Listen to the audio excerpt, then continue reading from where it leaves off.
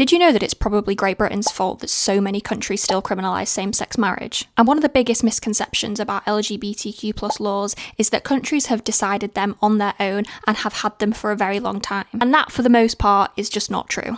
During the 19th century, the British Empire was expanding rapidly, through colonisation, and they were spreading to areas like Asia and Africa and the Caribbean, and with that they were taking those laws with them. So everywhere that Britain colonised, they took their laws and regulations with them. So at the time, obviously, same-sex marriage was criminalised in Britain, so they then took that with them to various other countries. And if you'll know, a lot of these countries have indigenous populations, and a lot of countries' indigenous populations already are absolutely sound with same-sex marriage and trans people, whereas British colonialism has made that a problem. One of the most memorable is Section 377 of the Indian Penal Code, which was introduced in 1860, and it criminalised carnal intercourse against the order of nature.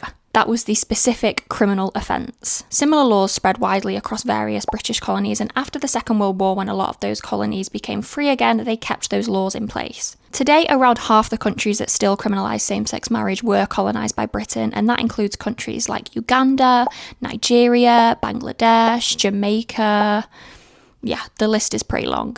That obviously doesn't mean that every anti-LGBTQ+ law came from Britain, however, a lot of it did. Ironically, the UK itself decriminalised same-sex relationships between two men in 1967, whereas many of its colonies are still debating on whether to repeal those laws or not. Currently, 65 UN-recognised countries still criminalise same-sex marriage and relationships. 7 of those countries actually have the death penalty for being in a same-sex relationship, a same-sex consensual relationship, mind you. It is crazy to me that in 2026, we still have countries that have the death penalty for loving who you want to love, as me. And if anyone who sees this video is in one of those countries and you are really struggling, my DMs are, of course, always open.